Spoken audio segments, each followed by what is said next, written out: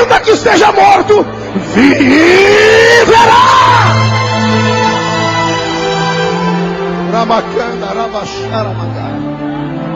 Eu liberei uma palavra revelada. Eu disse que o meu Cristo não respeita a morte em nenhum dos estágios dela.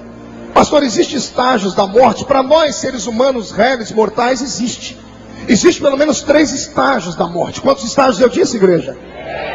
Faz biquinho para falar e repetir. 1, 2, 3, quantos estágios? É por isso que eu sou apaixonado por essa igreja. Eu vivo para pregar para ela. 3 estágios. Primeiro estágio: toda vez que morre alguém, a pessoa é arrastada ou para dentro de casa ou para dentro de um velório, para se então ter os últimos momentos com os familiares e as pessoas se despedirem. Então o primeiro estágio da morte é o velório. Após o velório segue-se o cortejo fúnebre. E depois do cortejo fúnebre, a pessoa é colocada dentro de uma tumba. E dentro de uma tumba termina os seus dias. Pois bem, se você nunca se perguntou, quem sabe hoje eu posso lhe dizer: por que Jesus, no seu ministério terreno, ressuscitou apenas 3 mortos? Por que não ressuscitou 4 e nem 2? Foram 3 mortos. Exatamente para mostrar para nós que o poder dele não tem limite. O poder dele pode bloquear a morte em qualquer um dos estágios que ela esteja. O primeiro estágio da morte, eu vejo meu Cristo encontrando a tal filha de Jairo, que a Bíblia faz questão de não dizer o nome da menina. Ela estava morta, estava dentro de casa, estava o velório, o caixão estava bem feito, a menina já tinha sido quase que embalsamada, as flores estavam ali, os parentes estavam ali, os amigos estavam ali. Mas como ainda era o velório, a notícia não havia corrido por toda a terra. Só os vizinhos sabiam daquela morte. Pois o meu Cristo fez questão de parar a morte no começo dela e mandou um recado para a menina ressuscitar. Ou seja, eu aprendo com o meu Jesus: se houve alguma desgraça, alguma miséria que aconteceu na sua vida, agora há pouco, há 5 minutos atrás, o Senhor manda dizer que Ele pode travar a desgraça agora, pode parar a calúnia agora, Ele pode parar nesse exato momento aquilo que anda falando de você. E aquele que começou de manhã falando, antes do final da noite vai ter que receber uma ligação dizendo: para de falar que morreu, porque já ressuscitou, porque já ressuscitou. Você crê nisso? Pois meu Cristo também tem o poder de parar a morte no meio do caminho, no meio do velório. Amigo, não se desespera, irmão, não fique triste. Deixe os maldizentes falarem, deixe os coveiros de igreja falarem, deixe essas pessoas que envelheceram na fé e emprestam a sua língua para Satanás todos os dias. Que seja ele de que patente for, que seja ele de querubim a um reles pastor simples, que seja ele só um membro, um lavador de igreja. Tem pessoas que depois de algum tempo na fé perdem completamente o reduto da esperança. E quando eles olham para você, eles apostam na sua sepultura, eles apostam na sua morte. Meu Deus, eu acho que não tem nenhum pregador que mais ressuscitou nesse país do que eu.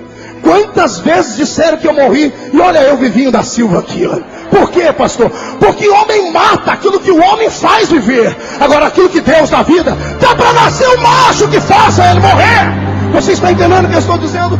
Pode alguém fechar uma porta aqui, pode alguém fechar a porta de um estado aqui, podem fechar a porta de um país inteiro. O meu Deus é dono do mundo. Eu vou repetir: o meu Deus é dono do mundo.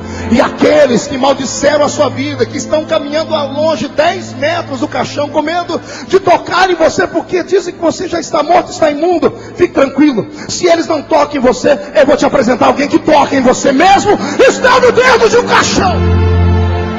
É o meu Jesus.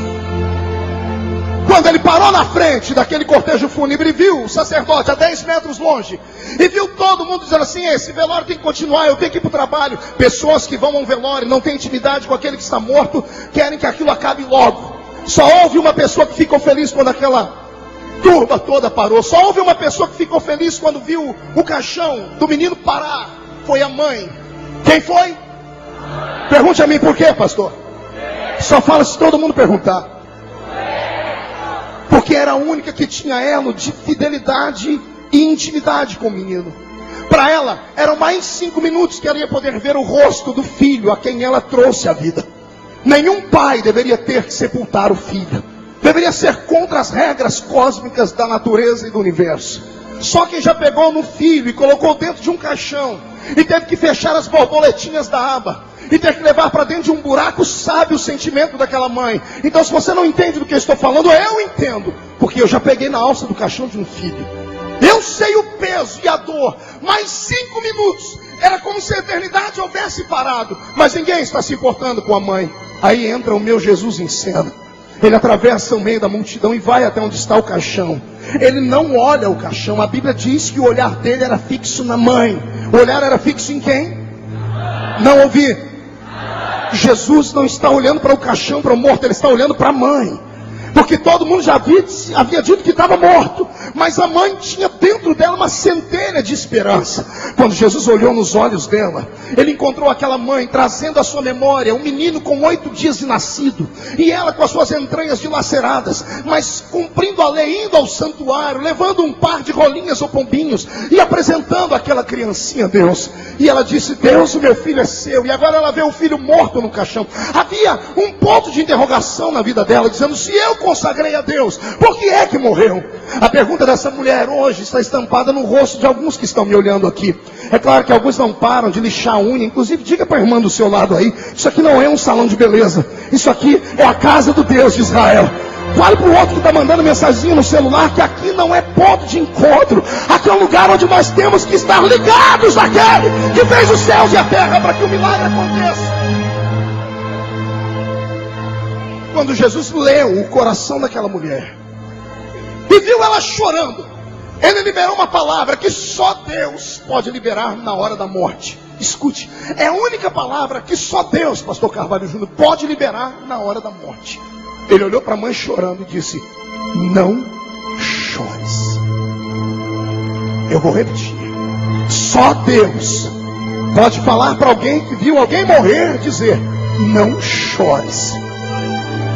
Quem é que tem coragem de ver uma mãe atracada a um corpo morto de um filho e falar para ela: não chore? Pelo contrário, nós temos que dizer: chora, desabafa, põe tudo para fora, deixa toda a sua dor, todos os seus sentimentos aqui. O choro é alívio. Então, o que para todo mundo era normal era ela chorar, vem Jesus entrar na contramão da avenida e dizer para ela: mulher, não chores. Eu repito, hein? Não chores. Quando tudo diz que não, a sua voz me encoraja a prosseguir. Ouça a voz de Jesus dizendo: não chores. Porque o que você está vendo é apenas um fato, é apenas uma vírgula, não é o ponto final ainda. E quando ele diz: não chores, todo mundo está olhando para ele apavorado. E ele levanta aquela mão dele. Ô mão abençoada. Eu senti o vento dela passar entre nós aqui. Eu vou repetir, eu estou dizendo que a mão dele já está levantada, erguida, e vai tocar a sua vida nessa noite. Um pouquinho mais baixinho o teclado. Toda vez que a mão dele se levantou, alguma coisa aconteceu de maneira extraordinária. A primeira vez que Deus usou essa mão dele e ergueu ela, foi para criar o nosso pai Adão. Ele fez com a própria mão. A segunda vez que ele levanta a mão dele na Bíblia, quando ele aparece só a mão, sem o braço e sem o corpo. Ele enfia o dedo na parede do rei Beltesazar e escreve: Mené, Mené, Tekel, Urpassim. Pesado foste na balança, achado em falta. Foi passado de ti o teu reino, dividido entre os medos e persas. E hoje termina a sua história.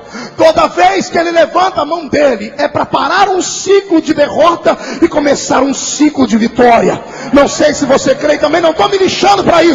Eu sei que ele me diz que a mão dele se levantou para mudar a sua história nessa noite.